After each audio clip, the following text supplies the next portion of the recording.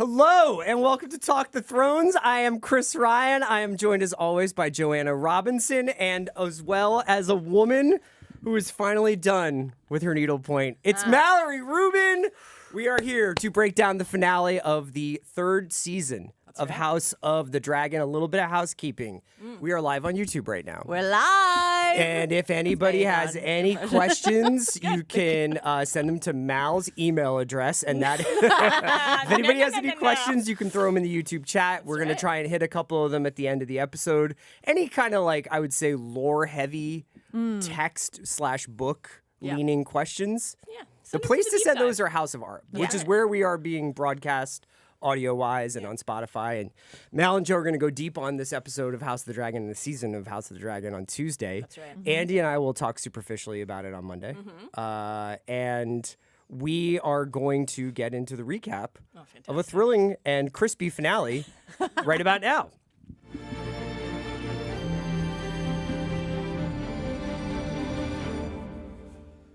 Okay, fair warning. I only watched this episode once, like most people, but Ormund won, right? That's right. Yeah. You're ready to go. You're ready to pod live. James Norton ready the to go. recap. That Aegon lives push notification hit Rhaenyra like a ton of bricks, and she finally takes the safety off of Daemon. Doing so negates the purpose of having Mysaria around, although she had served some purposes the previous week, you know what I'm saying? Mysaria, bad lay, we gotta ask. They send her. We gotta ask. Where all bad lays go, off to Pentos. Aegon has reunited with his brother, and that's some heartwarming stuff. Basically, he turns Aemond into his dragon bodyguard, and Alys is not happy about that. We learn a little bit about Alys. We sure do. And some of her concoctions and potions. Baela and Addam are also not happy about the way Rhaenyra has been treating them, basically as if they were dragon riding Amazon delivery folks. Their father, Corlys, is being held hostage by Ormund, but little G. Wayne and Darren try to parlay with him on the side. All for naught because the Battle of Tumbleton begins. Ulf nearly misses it with a hangover, switches sides to the Greens, switches sides to Team Fuck You, and then flies off as a solo act. In the battle, Hugh loses Cat, Ormund loses a fight with a one-armed Northman, and Daemon gets saved by a pile of burning rubble and Corlys. Back in King's Landing, Rhaenyra has Alyn kill a priest and comes home to find another one of Alicent's children are dead. That keeps happening. Rhaenyra gives the camera a real "it is what it is" look and closes the window on Helaena and this season of the show. So sort of a brief recap there. Boy, look at you. Are you going to miss it? You're going to be waiting 2 years Oh, to do no, it for I'll miss season 4. podcasting about it with you guys. I was curious what you thought of the finale. That's a good way of talking about whether we'll miss it. What did you think of the finale, Joe?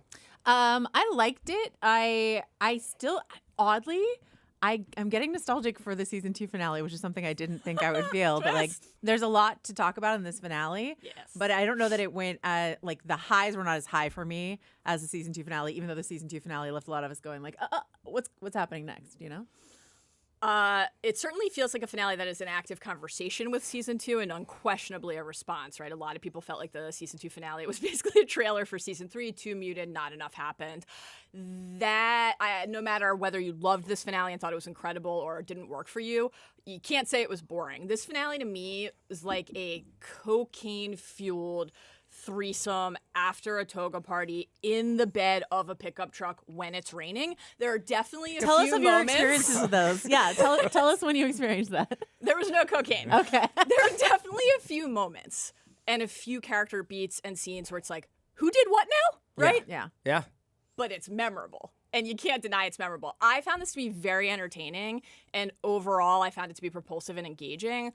There are a couple character decisions that I'll need you guys to help me work through and I'll need to sit with for a bit, but the action was pretty gripping and it felt like something the show needed to deliver. We're always monitoring the tip into just style over substance. I don't think this finale tipped in that respect. When you say style over substance, do you mean like action over character or consequence? Yeah. Okay. You know? And I think something that we had talked, our initial reaction to the episode, we sort of shared this reaction, which was like a lot of it was riding on this character, Roddy the Ruin, the like head of the Winter Wolves, the Stark. He's just a key figure inside of this episode in a way that I don't know that the season did a lot of build up. Yeah, he was the guy standing next to the teenage dude who killed Kristen. Right. Such like a key player here at the end. And so, you know, what they did all season to build up Darren and Ormond and Gawain and that aspect of Tumbleton, I think they really nailed. But then the other parts of it, I think, left something to be desired. Yeah, I thought that the action was done very well. Yeah. I thought that given what they were doing with like thousands of either real or computer generated people and dragons and a town being burned to a crisp and all these like individual characters that we're trying to track within all of this chaos. Yes. Of people not being ornamentally dressed that much differently from one another. So you're kind of like, okay, that's a good guy, bad guy, or it depends on your, you know, whether you think green, black, who's good and bad. I guess. mean, you're Team Green, to be clear. Yeah, so it was a tough day for me, but You love putting children on the front line of battles. it's just a move. You know what I mean? Gotta respect it. I thought that if I was going to give a note, Yeah. I kind of wish more characters in this episode got the Alicent treatment, which is interesting. didn't really appear until like a coda last minute, realizing somewhere cosmically that her daughter had passed. But otherwise, like it was sort of agreed upon, like Alicent didn't really have a lot to contribute this episode, so we're not going to have a customary check-in with her on the road out of Harrenhal. Yeah. You know?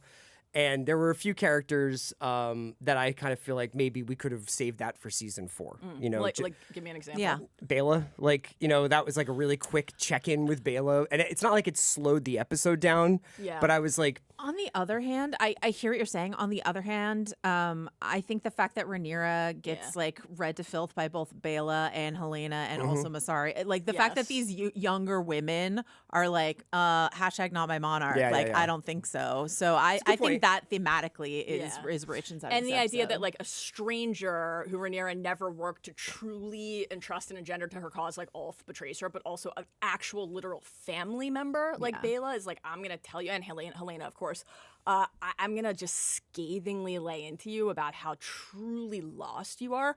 I think not only does that help to cement the number of people and the number of forms that Rhaenyra has lost, this is a crossing of the Rubicon episode for Rhaenyra. Sure. I have still some notes on just tweeting out the prophecy. I remain a little bit baffled by that, and I'm working through it.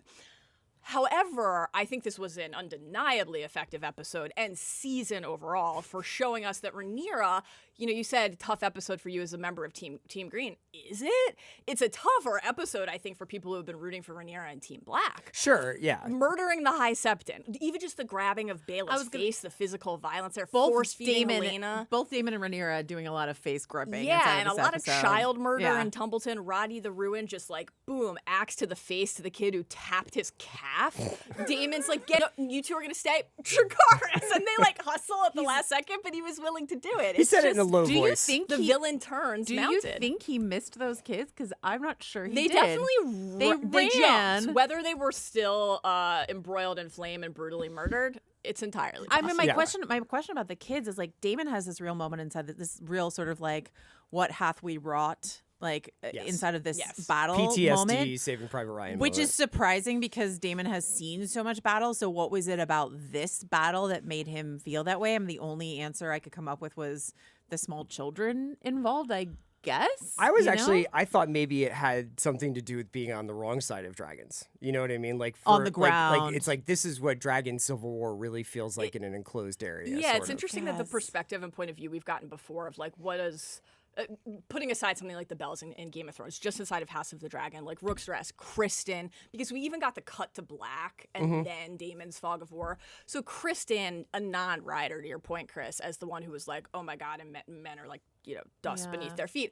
I agree the Daemon read there was complex. I think there are a lot of different things we can identify in it. I think one of it is even an experienced veteran of Dragon War like Daemon is like the decimation, shell shock of the Dance of the Dragons, where this is an unceasing, unrelenting assault, and this is not the last time something like this is going to happen. I think there's also the fact that Daemon and Rhaenyra gives herself over to this in full in this episode, has been the leading voice all That this is what we should be burn doing. them all. Burn them all. Yeah. And then he has to stand there and look as the women and the children are holding their severed limbs and their charred bodies of loved ones. I think there's a combination, too, of like the actual horror and guilt and a little bit of the, no, he hasn't witnessed Rhaenyra in her full new garb. Can't wait to talk about Drip Queen Rhaenyra. I have some moral notes, but it was hot. Yeah. She was like, don't make a monster of me, in a very sexy, flirty moment, which was interesting in terms of how these characters pair sexuality and violence. But it almost, she said it like, she was also like, bring me their heads, kind of. For sure. Yeah. Definitely. And then he makes the kind of show of saying to his army, the realm's watching, like, let's keep the queen's reputation in mind. Sounds boring. Place. Exactly. Right. So Yeah. the culpability of it all, I think, is at play. I just think it's like an interesting time for Daemon Targaryen to grow a conscience. I mean, yeah. And then he charges forward and continues the battle, too, you Yeah. know? So, like, the question, maybe that's even more depressing. It's like, is it too late to grow a conscience? Or if you have a moment where your conscience breaks through, but then you plow ahead anyway, like, how fucked are all of us really? Well, that's kind of what happens to Rhaenyra at the end of the episode as well. We're going to talk about this episode, I think, from the perspective of characters. I think that's probably the most useful way to do it. Believe in yourself, CR. I know, Don't give you up yet. We can start with Rhaenyra, Okay. who freaks out a little bit at the beginning of the episode and then stoically closes the window on her old self following Helena's death. I liked the fact that this episode had a few ambiguous moments. I would imagine some of them maybe annoyed you because, for sake of clarity, but there were a couple of moments, like, for instance, Orwell's look while Rhaenyra is publicly doing her, like, I have a very important press conference at 8 p.m. Everybody tune in. I thought that was really cool. I thought Rhaenyra's reaction to the needlepoint was interesting, as was the needlepoint itself and what it portends. So let's start with the prophecy. Okay. Just because you want to watch the smoke come out of Mallory's ears.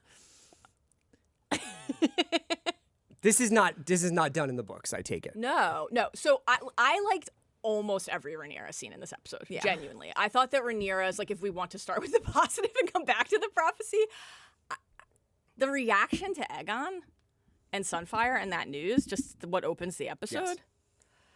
This was such, I would say overall, across character sets, a real reap what you sow episode, right? So Rhaenyra, incepted by Alicent, has put this lie out into the world that Aegon is dead, knowing that he's not. Now, they all did think Sunfire was dead, right?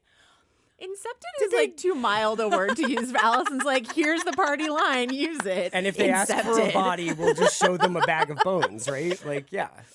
You know, it's just She didn't go down to the Snow Fortress level of her mind. Wife does die in this episode. Exactly. The fact that that backfires, and that specifically the idea that Rhaenyra has been touting, a dragon appeared to me, Addam and sea smoke in my moment of need, is now a chip that the other side can use, a dragon rose, Sunfire Rose, and Rhaenyra has to contend with that and work so hard to pull back belief and support, was a fascinating place to find the character, and I loved that. I don't know that any, and I think it's shocking to see what happens in the High Sept with the High Sept, and I'm excited to talk about that. I don't quite understand Alyn's contribution there. I'm eager to hear your thoughts. Rhaenyra just saying the prophecy out loud, it's not in the history books. The show has made a choice that's okay. And we should say we have an interview with Ryan Condal is running tomorrow, and we did ask him about this. So we can get Condal's take on this for sure in House of R. Yes, I was puzzled, as you know, by the mention in the small council meeting. That's like on steroids now, after just addressing all of the small folk of King's Landing. I think thematically inside of the show, where omens and portents and chosen ones sanctioned by the gods is so central to what all of the characters are doing, particularly Rhaenyra. It is credible to me that Rhaenyra would say, I am Rhaenyra the Chosen, right? That this, like, Rhaenyra the cruel PR act from the Greens out in the field is something that she needs to combat by saying, you think you see a sign there. I'm going to tell you with proof to her, no one else has the proof, that this is an inherited status, that this is real. I understand inside the show why the character does that. I have a hard time, like, understanding how then it's not mentioned in Fire and Blood that she did this, given the number of, like, this person took a shit in this place, stuff that is chronicled. But that's where we are. I do think in terms of performers inside of the show, Emma Darcy, like, that they are one of the strongest things They're on the a show. remarkable Like, unbelievable. They're, like, incredible. And the way in which this opened with Tyr's vulnerability and then how that's, hardens into steel and resolve. And that scene, the way that scene was shot between Rhaenyra and Daemon when, as you said, she took the safety off and said, go forth and kill, and the smirk on Matt Smith's face where Daemon's like, finally, I get to do what I've been begging to do. And he's like, I've got her. Like, I've been in a battle with Massaria for Rhaenyra all season. And I Viserys' won. ghost. Yeah, and I won. She's like, fuck Viserys, Massaria off to Pentos, that's it. And it's Daemon time now. So, yeah. I thought that the speech made sense for the character, if not for the grander story of Game of Thrones. Exactly. 100%. So Daemon is the warrior, and Massaria is the politician, and Rhaenyra just believes in herself. Like Rhaenyra's like central preoccupation is this prophecy and this myth about herself that she is like, I am too pot committed to this to back off of it in any way. Well, she has to because, to your and point. she's like, they don't need to worry. Like, I don't need to worry about taxes. I don't want to worry about wheat. I don't worry about Ormund. I want to worry about what my dad told me was coming and why it's important that I stand in between it. And I think she's like, why is this a secret? Why can't, you know what I mean? Like, she's like telling her son, and her son's just like, cool. Oh my God. And Poor like, Joffrey woke up, and it was a tough day to wake up. Yeah, finally for Joff. and she's walking around and she's like, why do I have to keep making these kind of concessions or like taking Massaria's advice or Daemon's advice? Yeah. Like, the only advice that people should take is that you take my word for what's coming and that I'm the one who's prophesized to stop it. And how do you think the crowd really felt about that speech? I think they were like, what the fuck? Templeton's on fire. Like, what are we doing I here? think they were like, this doesn't feel sane to me. What is happening here? Sure. Like Maegor the Cruel is sort of invoked throughout this, especially the way she's murdering septons and Is and that all her this look sort too?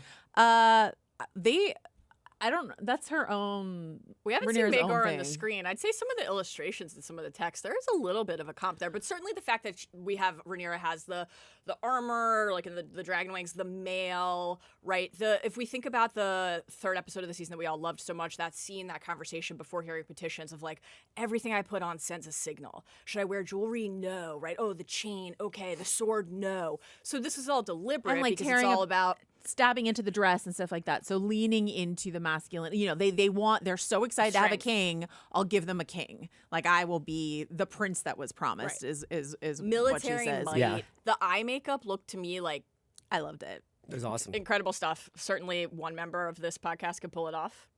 Big fan. Surprised you didn't try it tonight. There's still time But for it was the deep kind of dive. cool because it was like almost like Dragon fake slits. leaking mascara, Yes. but like Yeah. fake tears almost. Like Well, blood. the more you Yeah. get cut by the throne, the Yeah. more helpful it is to just draw red gashes on yourself. Sure. Preemptive cover. But I thought it looked like a little bit of like a dragon slit eye too. Be the dragon.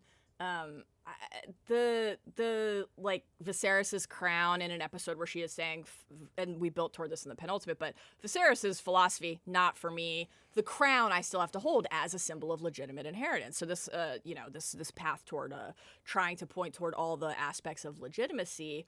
We asked this on the deep dive last week, but on the one hand, I find it kind of heartening that Rhaenyra is like, I'm done with saying I have to constantly worry about how my dad would have done this, because it's in part his fault that they're in this fucking shit show. And hearing to her begin say with. that was so gratifying to me. It was. personally. But then, like, Chris, to go back to what you were saying about how is Rhaenyra viewing the reality of the job versus her own image versus kind of the task and burden of the prophecy, I don't know, you could make the case she just went from saying Viserys to just saying, okay, Daemon's philosophy, and like casting Massaria aside, as you noted. So the question is, like, does Rhaenyra even have a chance? Is there a path to saying, well, what do I believe? Like, what's my philosophy? Is there room for that with all of these levers and forces and horrible things inside of this stage of the Dance of the When Dragons? she walks back in and finds Helena's obviously done what she's done, Yeah. does Rhaenyra know that Ulf's turned and Templeton's lost? I don't No. think she wouldn't know I that. don't No. think so. Okay. That'll be a The Ravens season are 4 update. the Ravens. Another bad email for Rhaenyra. Another bad wake up Exactly. call. Let's talk about Helena's death briefly. That's a character who I think grew a lot this season, and I thought was performed very well.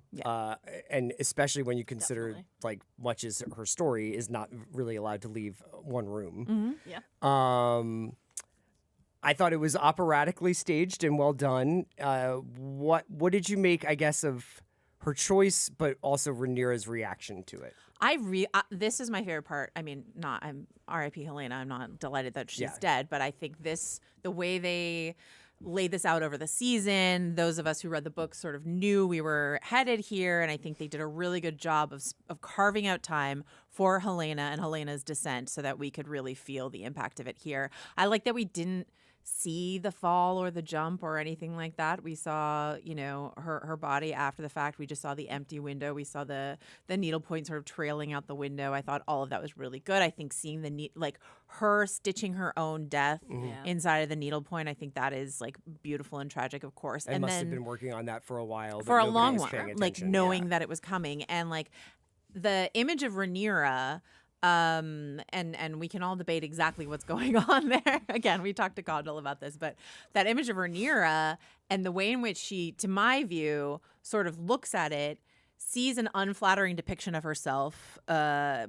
is like, fuck you then. Stitched by a person that she believes can see the future. She believes in her being a dreamer, and just decides to put it down and close the window and walk away and just say, I refuse to engage with this. I am so far down my rebranding, my new eye makeup, my armor, me making unhinged speeches in the streets that I can't engage with this at all. I can't put the brakes on. That's what it felt like to me. Definitely. And I like the way that evolution we often talk about as like a positive, right? And we'll get to that soon with some butterfly talk. But the evolution, change in any form, you're not always like walking forward. And so the idea that across different choices, that thing that Joe outlined is present for Rhaenyra. I saw counsel, I got impatient when I asked my advisors for advice, and they were like, I have nothing to say, useless. In the sept with the High Septon, like that warning from earlier in the season, if you declare war on the faith, it's going to be a problem in the realm. There's not only like a character inside of this season saying that. There's historic precedent. Rhaenyra has decided to do this anyway, to ignore it. Last episode, Rhaenyra was seeking out, oh my God, a dreamer? I do want to look into the future. I do want to know, but I want to hear that I was chosen. Something that affirms me in my Exactly. choices. Yeah. So as soon as you're not getting that affirmation, all you can do if you're Rhaenyra, this is what Rhaenyra has decided all she can do, is decide not to care, to not look. I am going to say that you are right because you know more about this than I do. I watched it and thought she got what she wanted. She saw an image of herself on the throne that she could interpret in a variety of different ways. Yeah. And she had been asking Helaena, like, what do you see? What do you see? And this is what she sees. Not only like is she predicting her own future, but she's predicting some kind of future for Rhaenyra. Now, in the details of the image, there are probably a lot of like little like wrinkles in terms of like what that blood coming out of it means. Or like hands and fire. Yeah, like fire and blood? Yeah, what'd you say? But this was ultimately, I thought, like an affirmation of what Rhaenyra thinks about herself, and she closes the window, being like, "What's done is done." I think that's a completely valid interpretation. This is part of why it's fun to be able to debate something like this. Like, I think that the idea that she is, I don't think that is based on what Helaena says to Rhaenyra. Yes, in she's like, my favorite scene, incredible. My favorite scene. Everything that you care about is ugly. You are ugly. I don't think that is what Helaena is stitching. Like any sort of validation is what Helaena is stitching into the tapestry. I think you are right that Rhaenyra might be so far gone at this point that is how she chooses to interpret it. And I love that framing, Chris. I think that the what's in the foreground and where are all the details is like, again, kind of a through line here. What is the character choosing to look at and care about, right? And that tells us a lot about where they are.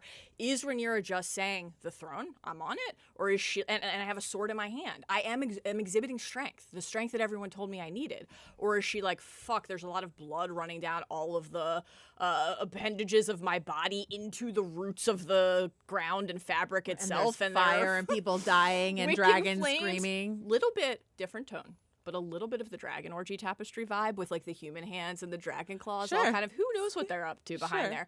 But certainly in an episode where once again the Doom of Valyria was invoked multiple times. Rhaenyra, once again, choosing to spin the doom as a positive by saying, my family was chosen. The dream, like, we escaped the doom, just us among the dragon riders. Daemon, part of his big, like, pep talk is a new Valyria, once again, like, cast aside Viserys' philosophy, but maybe hold on to the harbinger of doom regarding the doom itself. That's not what either Rhaenyra or Daemon does in this episode. So if you're looking at that, you're seeing maybe the imagery of the Dance of the Dragons, but also what is the Dance of the Dragons? What have we been hearing since the first episode of this series? The threat of Valyria reborn, the doom, the cataclysm brought into Westeros because of the cost of this dragon war and the characters and what they're doing. Can I tell you something about the Helaena death that I, as a book reader, I really enjoy, because there's all this ambiguity about, Helaena goes out the window and there's all this ambiguity about what happened. Was she pushed? All this sort of stuff like that. Did Massaria do something? And I really like that inside this episode, when Massaria is walking out and Helena's walking in, Massaria does say something to her that some people could interpret as being the reason she jumps. Does she do it with the intention of making her jump? No. Or just being like, she says she's never going to let you go. Right. And is that was that the decisive thing and the reason why Helaena decided, I'm going to make this needle point come true and jump out the window? But, so you could say Massaria is the reason she jumped out the window. But either way, it happened while Alicent was gone. Yes. The one thing Alicent cared about all season was keeping Helaena safe. And while she was gone and Rhaenyra said, I'll watch over her. What kind of monster do you think I am? The one thing she cared about went out the window. Is she going to think that Rhaenyra tossed her out the window? She might. We'll see how Alicent reacts. But this butterfly moment is interesting. I united Daemon and Corlys in my character list for a specific reason, just because they meet on the battlefield such as it is at the end of the episode. And I thought it was a cool moment because I think I recognized the two of them sharing a lot more in common than maybe I had not paired the two of them together throughout this show until this moment. The Second Sons of Westeros? Yeah. And it's been a minute. Yeah. I go back to Ormund kind of just being like, I fucking love Corlys is a good dude. You know what I mean? Like everybody kind of respects Corlys. I thought the moment when Gawain's trying to parlay with Daemon and sue for terms and Corlys cuts in with an even healthier compromise, that sounds incredibly reasonable. If unlikely to be not to the High Towers, it doesn't. Sure, but or to the Tyrells, by the way. But it's if you he's the idea that one king has to rule this incredibly diverse, incredibly complicated, historically volatile area is sort of stupid. Let's break it up. There were 7 kingdoms. How about we just have some regents and some. Are you pro Cal exit? California should exit? No, I just thought that that was, of course, the first time there's ever a good idea on the third season of the show, a town gets burned to cinder right after it. Something I love on Corlys' front this episode is when he's like, "Hey, Daemon, we're leaving." Yeah. Corlys, who has sort of walked away from his role. And I think Rhaenyra is right when she's like, Corlys put himself out here vulnerable in the field to get napped. I think she's right about that one. But the fact that, Daemon was like, Corlys, you're going to keep you manacled. You're essentially my prisoner now. And Corlys is like, guess what? We're leaving. I thought that was a really good moment. I loved that as well. Even just Ali and Oscar and the background and the idea that we didn't witness any sort of exchange between Corlys and them, but you understand that they were willing to kind of follow his lead in that moment because he's Corlys Velaryon. He's one of the most fabled figures in the realm. That was great. I thought that Daemon just, again, they're all in at this point. The chips are on the table, but out of hand rejecting not only Corlys's kind of real-time updated pitch, but didn't consider for a second anything that Gawain came to him with. And Gawain went and opened with a plan that obviously Daemon was never going to accept. Fun that he got an Alicent book pitch, split up the kingdoms, and that went to Gawain here. But the fact that Daemon just kind of is what do you think I want? Yeah, I want all the dead High Towers, right? And is not even attempting to hide the fact when Corlys challenges him on that front, there's a path here and it's to peace. Now, one of the through lines across the seasons has been sin begets sin and this question of is it too late? And plenty of the characters and maybe plenty of the viewers would say it is too late.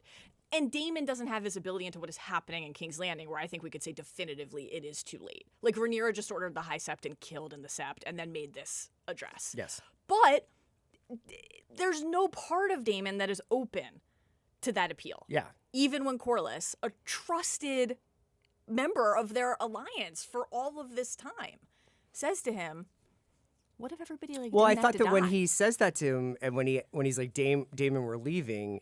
Daemon surveyed this wreckage that the dragons have left behind, and that this battle has left behind, and his solution or his response to it is to start killing everybody he sees in front of him, and that's where Corlys finds him. And Corlys's idea is like, it's get outta over. here. Yeah. Like, and now Daemon, you have to remember, is the guy who is like, we're not stopping at Tumbleton or the Westeros. yeah, like, right. I want to go back across Valeria, the sea. Dorne. Like, Going to I want Dorne. Dorne. Yeah. Like, Yeah. Valeria, I all want of it. all this stuff. And it's like, this guy only really has one direction, right? Like, and only really Yes. has one speed. And you can use, he could be a useful battering ram as he is when Caraxes goes through the door. That's right. I really But- liked that moment. Great shot. That was That really was so good. cool. That was very sick. But like, he's not a politician and he's not a negotiator, and But I my- just thought that was just a cool, like, kind of yin yang moment of the episode. I really agree with you, but I guess my question is: are we meant to see what Daemon goes through in this episode and think he's going to have a different attitude next time this conversation comes up? Given what he saw here, will Tumbleton be his sort of like nom moment or something like Yeah, that? You know? I just think that everything else that goes wrong for everybody in this episode negates any lessons learned. Possibly. Yeah, he also was personally. getting his ass absolutely handed to him by Bull John Roxton. Let's just say it. Yeah. Let's just say it. Daemon is one of my favorite warriors in the entire canon, but Bull John was fucking handling him. People are gonna have some questions about that, I think. Mallory and I did have a moment because when John goes for his eye, Yeah. Mallory and I both had a moment where they're like, are they gonna go all the way into this like Aemond, Daemon, two sides of the same coin thing and like take Daemon's eye in this episode? I thought, Daemon's got the sapphire. Let's give Daemon a ruby. A ruby? Yeah. kind of rounding out the Tumbleton side of things, Okay. I have Ormond, who is dead, and I feel very confident in that. We really got a beat of That's the kind of- crispy yeah. dead Ormond. Yeah, I mean, he got, first of all, stabbed up the ass. we also know that if there roasted is a by heart dragon beating fire. inside of him, he doesn't want it to be. Yeah. He's like, I smell He's that. done smelled. He's dead. I've smelled so many bad things today. Yeah, that's what Chris was saying before we started recording. He's like, that's the kind of dead body evidence I need to Yes. believe a Chris character's Bale. dead. Yeah. Which did you like better? Him finding Ulf on the privy as a payoff for the this is like disgusting and I can't handle it, or The blood. blood. Ronnie's severed arm blood spurting into Yeah. his mouth with the chipped teeth, like What did he say? Like, that's a good northern fucking or something Yeah. like proper that? northern Proper fucking, yeah, northern proper fucking. fucking from the north. Big bad of the season, and in so much as he is that, he did his job. He put in a good shift. James Norton was great. 10 out of 10, honestly. Really I excellent. think maybe was broadcasting his imminent demise a little hardcore in the last couple of episodes. Like, I didn't see a future for him per se. We were wondering a little bit. He was Yeah. just so good that we were like, maybe they'll just they'll keep him I mean, around. Ormond does canonically die at Tumbleton, but we thought maybe James Norton was so good that he would stick around, but no. I will miss this performance, which Me I too. thought was absolutely wonderful Yeah. and entertaining. And definitely every needed second he was in on the this. show. No Yeah. question. And all of the Ormond, Darren, Gawain scenes were great. I All think of so. them. And they even, really, I think that and Helaena were the two areas in which I Yeah. think they really nailed it this season. yeah, really great. Even like the little, because a lot of Ormond's work in this episode is to be like a complete lunatic, you know, walking around, running around Tumbleton, shouting for Ulf. Yeah. The moment where like they're bringing the human child shields up to the battlements, and like a townsperson who clearly reeks gets too close to him, and he's like, "Whoa, whoa, get away from me!" Like he's like doing a lot of really elevated, heightened stuff in this episode. But even still, we got these beats like when he knighted Darren, and Darren and Gawain are like, "Can you like sub in? I'd rather this be you." You know, exchanging looks with each other. There was. From a very fucked up, abusive, manipulative character, a look of, I thought, genuine, like, pride when he knighted Darren. And then the look of abject shock and betrayal when he found out that Gawain and Darren had presented peace terms yeah. and gone behind his back. Like, little moments like that, what James Norton was conveying with his face. So He good. conveyed some other things with his face, He like when he had a sword shoved up his ass and a dragon flying towards him. Really good. I thought the fact that Ormond, so all season long we talked about Ormond as this like superior strategist, right? A tactician who was thinking ahead, even to the point where some of his closest allies, Gawain and Darren, are like, "What's this guy up to? What's the piece on the board?" He's so far ahead that the people he's working with don't even know. The fact that Ormond then is undone by making the exact same mistake that Daemon and Rhaenyra make, which is treating Ulf like shit, thinking that he had won him because Ulf wanted to follow. Like, he knew that he was saying, I'm going to give you a castle, I'm going to give you ale, I'm going to give you the things you want, because they won't. And he just, like, lost his shit and lost his patience. Do you think beat Ulf in the street and shamed him, just like Daemon did? Of course, yes, obviously. Do you think he could have kept his stuff together if there hadn't been like an outhouse moment, right? Do you think like if it hadn't smelled so horrible, he could have kept a lid on it? I think if Ulf hadn't been hungover. Yeah. I actively hammered, I think. Yes. Going into the Tumbleton kitchens to like be like, Daemon Targaryen is a bitch. Yeah. Was unbelievable stuff from Ulf. Yeah. Well, let's do Oh Ulf, my God. and I will pair him with Hugh here. Great. Hugh's like, please don't involve me in this. Ulf's betrayal is something of a double betrayal. Sure. Absolutely. I think I was under the impression that this was going to be that first swooping move back towards the troops aligned with the blacks and burning them up. I was like, okay. And then he does a big U-turn. He's like, fuck all of you. And he's like, fuck all of you, which would obviously signal that he is comfortable as an independent operator. I don't know who the two guys from the tavern were with him when they cut up the dragon valet attendant. Yeah. Is that like a sleep it off and be like, uh-oh, what did I do? I don't know how much we can go into it without book spoilers, right, in terms of like Ulf's trajectory from here. This is an update from the book, and in the book he just betrays the blacks, but for him to sort of burn bridges and corpses on both sides is a really interesting place to find him. And Hugh's involvement here is also a change from the books and is kind of interesting, but R.I.P. Cat, I didn't think you were going to make it, and you didn't. That was one of the other moments of ambiguity, or at least moments that I enjoyed in this episode, was Daemon seeing Hugh. Running a couple through times. The courtyard. Yeah. And whether that's just Daemon being like, oh shit, he's really not on his dragon where he's supposed to be, or him being like, oh, this guy there's more to this guy. I didn't really think about what all was of it, driving even just him. when Hugh arrives on Vermithor, Daemon's like, Vermithor is supposed to be in King's Landing. Yeah. Like, he was assigned to be there. Now, the fact that Daemon and Rhaenyra, who in this season has a scene with Hugh, like, we're not, what do they know? She and Hugh have a conversation about how his wife is in Tumbleton, right? He's like, send me because I won't get tired of watching. So this is known. The fact that it doesn't like occur to them that he might not want to just stand pat on guard duty in King's Landing while the city, the town that his wife is in, is being attacked by their army, is the kind of hubris that continues to manifest for them in many forms. Now, again, Ormund has his version of that, those parallels for character who like positions himself as superior to also just like... He was until it smelled bad. I mean, you're right. His grip on branding, Arise Sir Darren the Daring, to get another knighting inside of the season, another sham of a knighting ceremony, for him to say, I've made you king, but now kneel and take this vow of how you're going to serve me, Ormond, was pretty fantastic. Really great. Really great. So like, and then when he sees him running through the town calling Kat's name, I think he's like, oh shit, like, oh my God. Yeah. And that'll have to be something that they think about moving forward.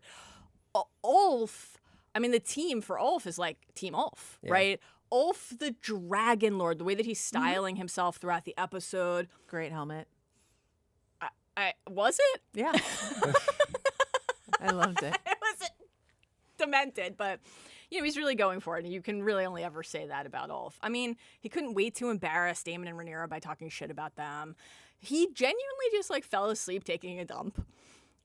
There's a long, like, it's a crowded field of famous shit moments in Game of Thrones. Where does this rank? It's not Tywin Tyrion. Does it pass diarrhea dunk? It's something for us to think about over the next few days.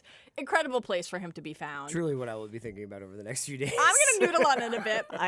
You know what? I know you will. We'll be returning to that in the deep dive. Full power ranking coming.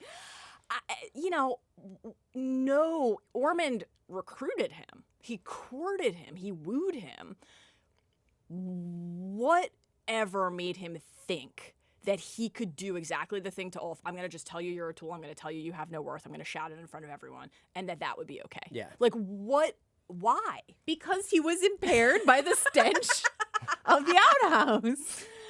I mean, it's an Achilles heel, truly. It really paid off. The little details of what Ulf and Hugh were charged to do are very interesting to me, at least in terms of like watching dragon warfare play out in this show. Because sit by the town with your dragon and just watch as a deterrent.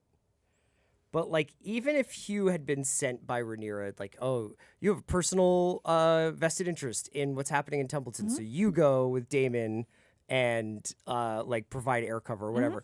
Dragons aren't surgical. Like, Hugh's advantage of being a dragon rider would not really have saved Cat, per se. You and Torrhen and Sabbath the Frey all agree. And I think that is something that is kind of fascinating about watching this happen, where it's like, oh, you can have all these dragon plans, but when you get to, like, I need to get a specific person out of a town, then we don't really... That's why he tried to just duck in there and get her and duck out. Yeah, but she didn't want to go. No, and this is why the bullshit farcical never going to work for even a second, even though we all deluded ourselves, we being the members of Team Black, into thinking that it could.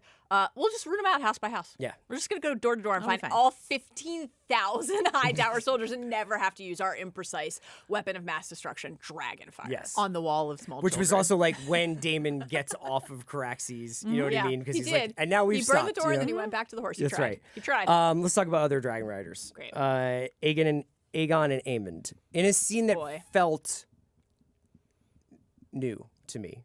Like, I'm alive. I mean, Tom Glencarney's delivery of that line is like one of the best things that's that's ever possibly happened. why. Yeah.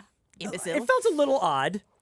It was awesome, but it felt a little odd. But like him just being like, and here I am in Harrenhal. Nobody heard me fly up here. Nobody heard me like kind I think he did. Okay. Right? That's why Aemond goes out there. Awoken by dragon wings and maybe for a thought it was second Vhagar. Yeah. I was Right. like, fuck, it's Sunfire risen from the dead. It's my I thought it no was longer a dream dead for a brother. second. Yeah.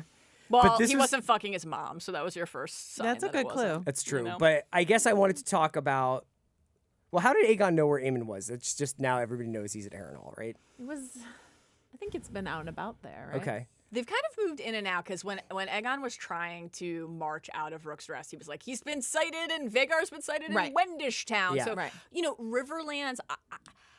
Gossip. Then Hot goss. Alicent is the one, though, aided by obviously Helaena, to tell Rhaenyra, like, no, he actually is still at Harrenhal, even though, like, other people Maybe he think just he's flew off overhead and Vhagar. looked for the giant burn marks that Vhagar left behind, which Vhagar did leave. Who knows? Is this his 20th stop? Did he go to Fairmarket? Did he go to Wendish Town? Or did he hit Harrenhal first? And he's just, like, really efficient. Do you think we were robbed of him checking in on the Vale and what Lady Jane Eyre would have thought? entirely That would be very possible. funny. Oh, I would love to see those two in a scene together.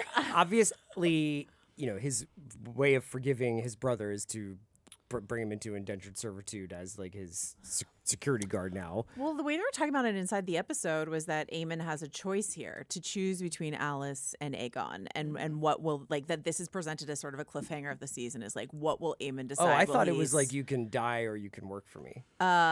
Yeah, but also his betrothed is a scary witch, so I don't know how. This is not book stuff, so I'm Aegon just did not guessing. seem shook you know. by Alice. But he does not met Alys. He was just like, who's that? Your betrothed? Say what?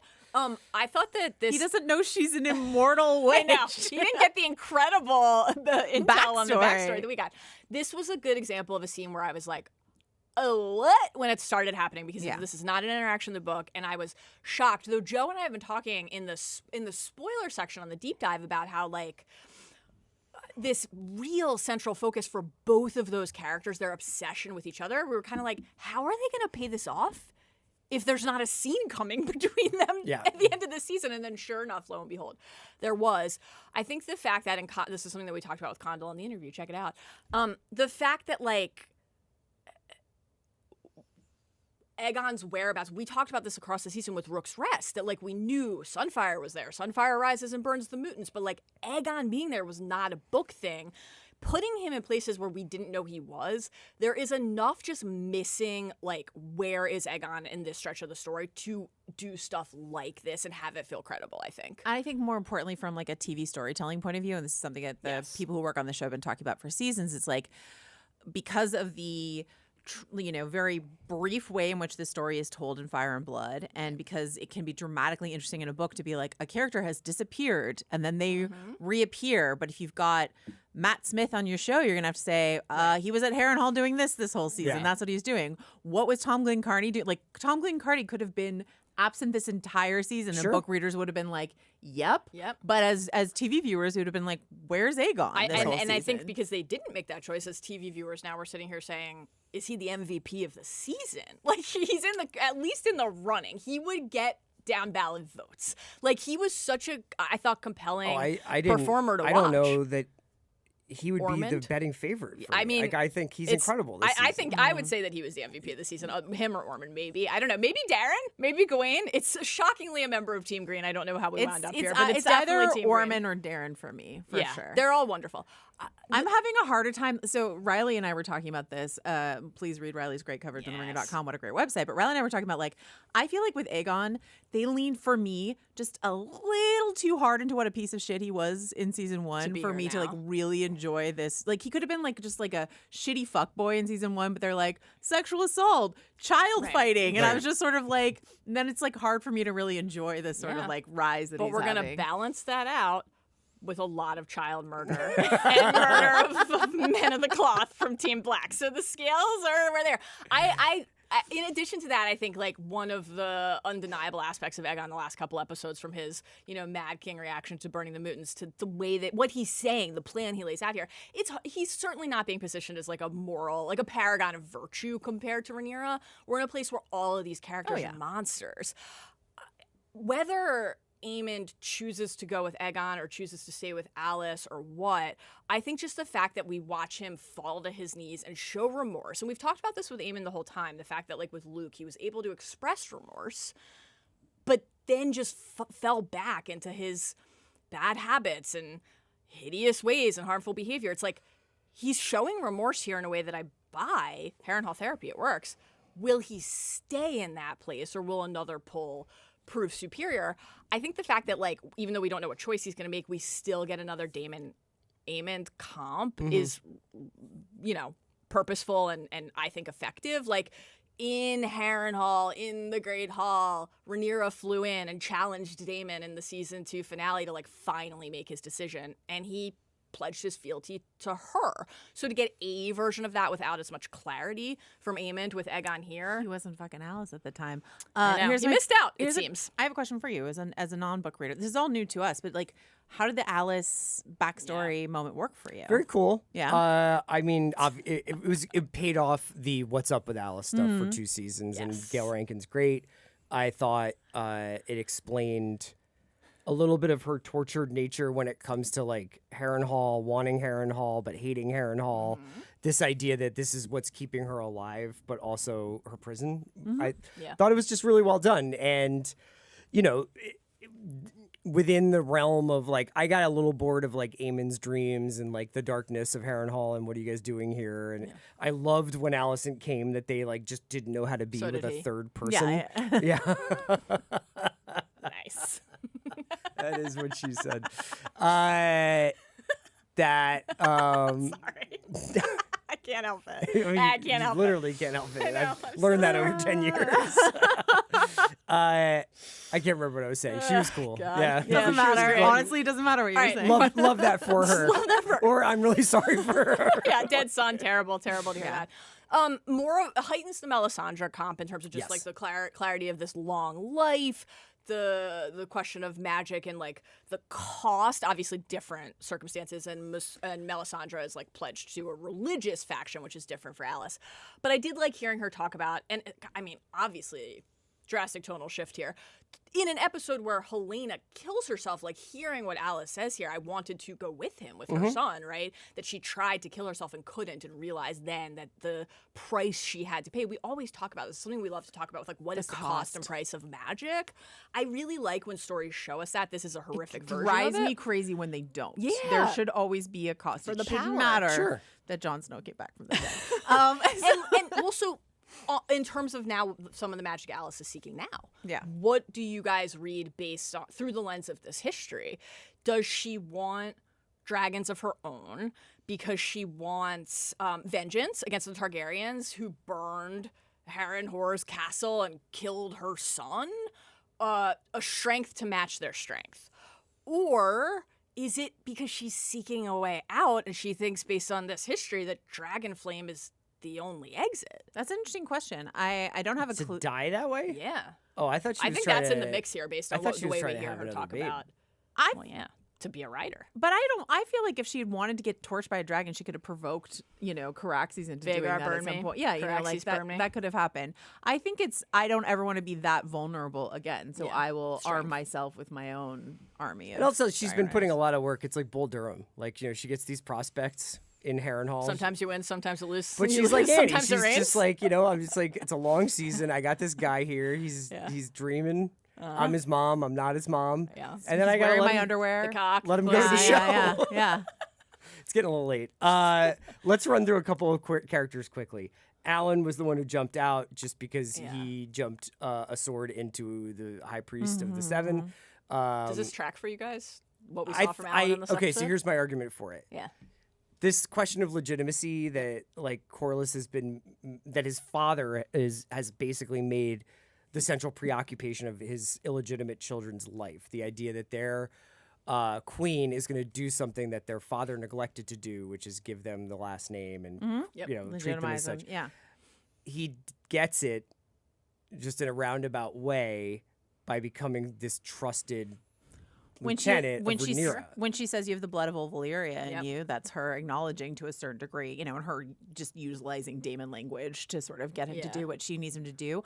Does this track for the Alyn we know from this show so far and our understanding of him from the book? I would say no, but I do think it's a compelling storyline of Alyn, this quite stalwart young man, to sort of dedicate himself to a monarch, be sort of whispered in the ear, have his brother say like, hey man, this is a dark path, let's not do this. And for Alyn to watch her sort of corrupt Alyn, I think is very I think impactful. Alyn also sees he's in touching distance.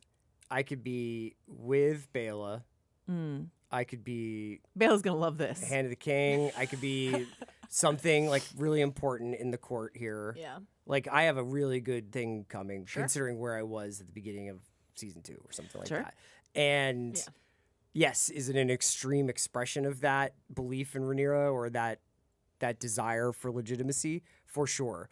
But it's his choice and his hand that does it, rather than waiting for his father or his for sure to get this paperwork signed so that it's you're cool now. 100%. On the other hand, I do always like to track he who swings a sentence must swing the sword. Who says a sentence must swing the sword, and the fact that she said early in the episode you go handle Templeton, and once you do, I will kill Aegon personally. Right. But when it comes to the Septon, she's like, Alyn, you do it. And I don't know if that was just a test of his loyalty or whatever, but just sort of why don't you do it, Rhaenyra? Or is she still squeamish from But that's the thing is not executing Hightower Otto. But when you're squeamish in the Thrones universe, for me, I would say let's not have our monarchs or our leaders kill people. But in the Thrones universe, if you say someone should die, you should be the one to do it if you believe the Ned Stark of it all. I think it's also with Alyn. First of all, I thought just the kind of inverting the positions that Addam and Alyn are in. If we think of the awkward dinner scene earlier in the season, the look on Alyn's face when Addam was so almost worshipful toward Rhaenyra, and he had reasons, right? He's a dragon rider now, and Alyn was like, "What the fuck, man?" To see that flipped, where Addam was like, "Did you know this? Did you know that she has Baela confined?" And Alyn, who has had this romantic interlude with Baela that Addam would die for, it's I don't really give a shit about that. I'm focused on this other thing. The once in future king, once in future Lord of the Tides language, very interesting, obviously.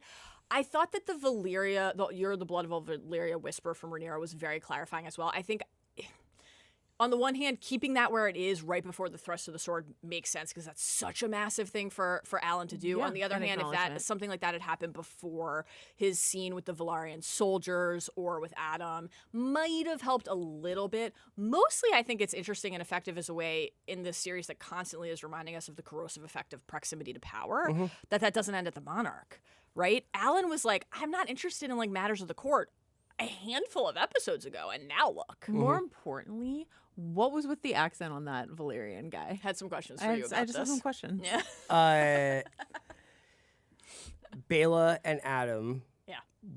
What takeaways from this episode? I didn't have a huge rundown for them other than they're obviously buckling under Rhaenyra's I do think rule. I think Baela's thesis statement of like you keep people around when you need them, and as soon as you don't, you have no use for them. Right. You know, this is something that Mal and I, all of us, have been talking about all season. The sort of the mismanagement of your people, and sort of like how a little kindness can go a long way. But for Baela to say that right before Rhaenyra just kicks Massaria out of the continent. Because she is no longer of use to her. But knows way too much to be close by. Jumped right off that wagon and no one fucking noticed. Unbelievable. Massaria never takes her ride over to Essos that she's supposed to take. That's just not something she likes to do. As book readers, we'll talk about this in the book spoiler section on the deep dive, but this seems to be a very interesting breadcrumb trail for book readers. Would be it's getting the theory brain going. Yes. It would be a the new fact thing, that but Massaria is here. and her watching Rhaenyra. Yeah. It's just We have very interesting. Strong theories about this. I think on the Baela Addam front, like the other thing is just when we think about the dragon math, which is so central in this episode, many times again, it was like 6 dragons. Well, Ulf is just Team Ulf now. He's not Team Black anymore. And Baela and Addam, like, they are, but how do they feel about it? How do they feel right now about Rhaenyra, her cause? They haven't even heard about what happened at Tumbleton. So it's like, you have this arsenal, but how is that going? That's also What state is Hugh in after holding if I his had dead to make wife a in his prediction arms? without being a book Not reader, ideal. I would just imagine that non-Targ dragon writers will be under incredible scrutiny by Rhaenyra. Interesting. We have some questions from the audience. I wanted to ask really quickly if you had something in mind. What was a season 3 highlight for you, and what was one thing you might say you were a little disappointed by? And we can actually keep it to highlight. Let's leave with positivity. I just think the Darren stuff was done so. And we didn't even talk Ormond- about Darren. Yeah, Sorry. like, Darren, where is he? Yeah. I don't know. Where's Is that clarified? Tessarian? Is that his Yeah, dragon? his dragon did Yeah. not get to be deployed in this battle, but right. yeah, I think that the Darren Ormond and then eventually Gawain stuff was enormously like every time they cut to Tumbleton and I wasn't like I was like, oh, I'm excited to go to Tumbleton was not something I would have expected for the season, despite my love for James Norton. So I think they smashed that. I agree. It's Team Green, which is just, man, boy, like Ormond, Darren, Gawain, those were my favorite scenes. Aegon and Larys, always a delight. Thailand looked great in the sweaty shirt. Those scenes were just so consistently good and entertaining. I did think that the bulk of the Rhaenyra scenes this season were really gripping and mesmerizing, and Emma Darcy's from a story perspective, but Emma Darcy's performance, as we already said today, was just unbelievable. And so those were really compelling too. I think if you did want to hit a what didn't quite measure up, it's kind of what we opened with, which is just even more broadly than that, this like cluster of characters who just didn't get enough screen time for us to totally like. Black Alley got a line.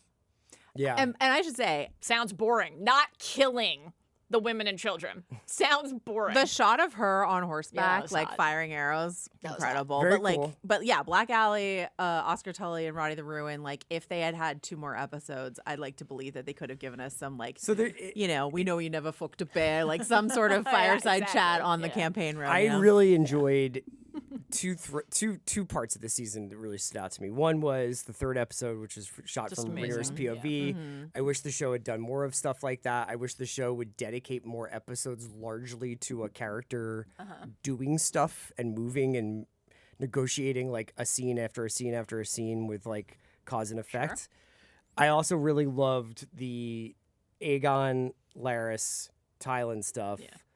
Aegon and Larys especially, because it felt like old school Thrones to me, where these characters are out on the road changing over the course of a season. I think if I had any disappointment, it would be there were a couple of kinds of conversation that I felt like happened 11 times. Yes. Yeah. And I was like, I got it. Yeah. Like, and like do this again when something has changed, Yeah. rather than like we're kind of reiterating like, I don't like this. Well, it's too bad. You know, like Yeah. over and over again. That was what I bumped on so hard in episode 6. I do think 7 and 8 pushed beyond that into more like forward momentum, but I felt that like 3/4 of the way through the season for sure.